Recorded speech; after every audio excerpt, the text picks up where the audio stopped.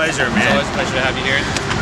So tell us a little bit about yourself, how you got into music, and then what you attribute to how you got to where you are today. You know, ever since I can remember, honestly, music, more specifically sound, and then eventually organized sound, were two of the things that were my most kind of illuminatory moments as a child. And I think it was really actually sort of daunting and frightening to my family in some ways that I was so interested in music, because the doctor for mom and my dad was a DEA agent when I was a kid. My parents are professional folks, you know, and so I was kind of the black sheep of the family. I was drawn to sound from a very early age, and it just never stopped. I think that a lot of my family thought it would stop, but it didn't. I'm glad to hear that. We're all very happy that you decided to continue with your music. Thank you. Tell us about a time in your career where you thought you felt defeated. You still continued to try. What was it, and what did you learn? That's a great question. There's a story that I've told kind of privately to close friends and to people that I mentor to as well about, I'd say it's a long time ago. It was when I was first beginning, right? I had not yet made any records, like I hadn't formally put anything out, and I was living in Los Angeles at the time, and I'd made a demo tape, and I'd worked so hard on this demo tape, and I mean spent hundreds, thousands of hours on it. You know, going into Kinko's in the middle of the night is before I had a Macintosh, working in Photoshop at Kinko's until breakfast, working on the artwork. And so this thing was very near and dear to my heart. And I went to a record label, and I met a man by the name of Bobby Colombe, who was a friend of a friend of a friend of a friend. And you know, he was the big A&R guy. I'm a 17-year-old kid, and yeah, and this is my big opportunity, you know, to play my music for someone that could actually do something. And it's incredible that that sort of, you know, not even surreptitious meeting, but just, you know, that sort of thing effectuated a change in a person's life when I was coming up, and now it's totally different. All you need is Twitter and Facebook and to write meaningful music, and you can connect it with its tribe. It was a very different time. At any rate, sort of divergent, but at any rate,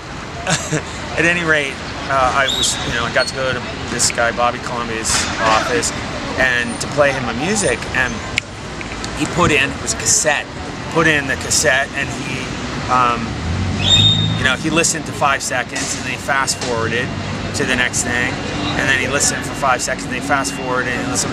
He probably all told listened to about 12 seconds of what I'd done. Yeah, and he said to me, he said, listen, you're never gonna make it in music. He's like, you're a good-looking kid, go get on an Aaron Spelling show, and I don't know if I'm allowed to swear, and he said, get the fuck out of my office. Wow. And so I walked around in a bathrobe, it's a true story, you know, for days. I was humiliated and deeply upset by this, because I cared so much about what I was doing. I've always cared about what I was doing. Deeply passionate about what I do. And so this was a breathtakingly significant lesson for me on a lot of levels.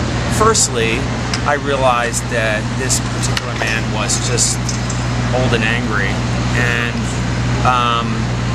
I knew that I never wanted to be that, and I knew that I always wanted to remain vigilantly inspired and seeking new things and learning.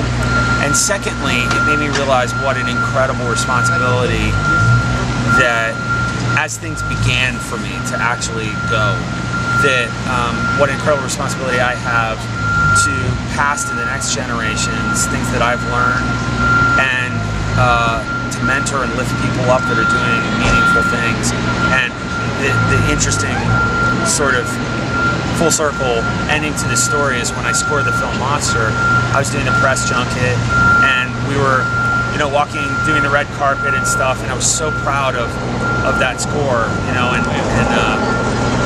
I'm there and I'm talking to a bunch of people, and it's a confusing environment, you know, where you're talking to all these people and trying to be authentic and connect with people, but it's so quick, you know? And so I'm there and I'm talking to people, and this gentleman comes up and he says, "Hey, PT, you're awesome. I've been following your career from the beginning. I love what you do and everything, and you know, we'd love to work with you on something." And it's like, "Oh, cool. What's your name?" And he said, "Bob Colombe." And I said, "Yeah," and I was like, "Wow, thank you." And that was it. But yeah, it was a huge moment for me. But you know, that's really more than anything. The two things I shared is what I learned in that experience. So thanks for sharing that. Yeah, absolutely. Nice story to hear. Speaking of the new generations, they change over time. They've been around for a while. What can you say have been some of the biggest changes, and where do you see it moving forward? You know, I mean, the biggest changes are how dynamically an artist can, you know, the water seeks its own level sort of thing. You know, how incredibly quickly, if someone is doing something of significance and meaning, how it can reach its intended nest, you know, and from that point, you know, begins this symbiotic relationship of that we didn't have when I was beginning, between an artist and an audience, where they work kind of as a tribe. And so I think that that's the most significant and kind of, in a way, disruptive innovation. That's a pretty rad bike, isn't it? It's pretty rad. Yeah.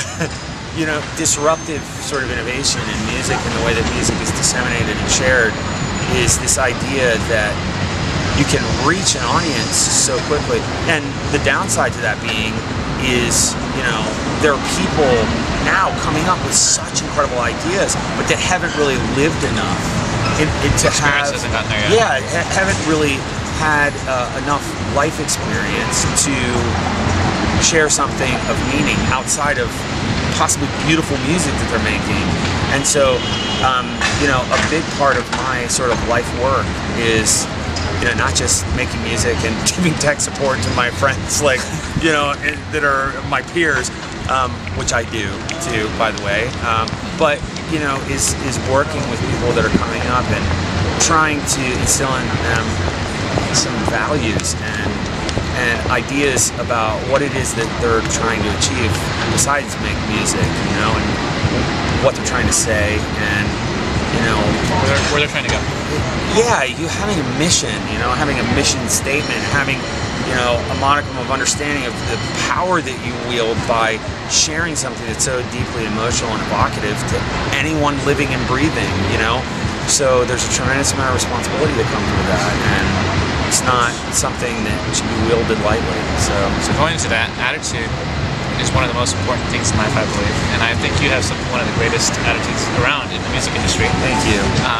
Tell us a little bit about how that came about. You know, where do you think you get it from, and then what do you do to share that with others? Well, like I sort of, you know, alluded to, I feel a tremendous amount of responsibility to share any amount of modicum of positivity that I can muster, and it has everything to do with my sort of own personal ethos, but also too what I'm trying to do in reaching people musically. So I think that a large portion of the positivity that I have is due to the fact that I had a tremendous upbringing. I was raised by really grounded, bright, loving people, and you know, and also too, you know, I have a fascination and a spiritual relationship. I have a tight relationship with my family in it, and I have friends that I've had for 20 years, and so we just keep it really tight and positive, you know. Glad to hear that. Well, tell us a little bit about, you know, upcoming on your side. You know, what's in the pipeline for BT? You know, albums, productions, singles. You know, what can people expect from you next year, 5 years? Yeah, we've got some amazing stuff coming this summer. my 9th artist album. I can't believe that. It's crazy for me to think about. Exciting. Like, I can't wait. I'm going to be like, it's number 13. I can't, you know what I mean? It's crazy. So my 9th artist album, it's called A Song Across Wires, and it's coming out on Armada Music this August 16th. And I've been working on it for, on and off for the better part of 2 years, and I self-released 2 records last summer, which was really exciting for me. And a teeny bit divergent, but not, wholly divergent. One was kind of in the theme of this binary universe called If the Stars Were Eternal, So Are You and I. And then I did an ambient record, completely ambient record called Morso Sabroso. So anyway, coming on from that, and at the same time too, I've been working on this record and another thing that I can't talk about yet. Awesome. Confidential for now. Actually, I can. I mean, I can talk about it to an extent. People know about it to an extent, but so I was working on those 2 projects and this album and another project over the last 3 years has been the bulk of what I've been working on. And I've been doing bits and bobs. I did a short for Pixar and tons of touring and being dad and, real life stuff. Well, the last thing I want to do is officially give you a TranceFamily bracelet. Right on, man. Perfect, man. This is so cool doing this with you guys too. Because we really appreciate all the stuff that you've done for us. I want to say this too, and I hope that people seeing this go ahead and say this is like all your how shout out much to the camera. I appreciate you guys and how supportive you guys have been for what I do and continue to be. It really means the world to me. So, heartfelt thank you to you guys. Go ahead,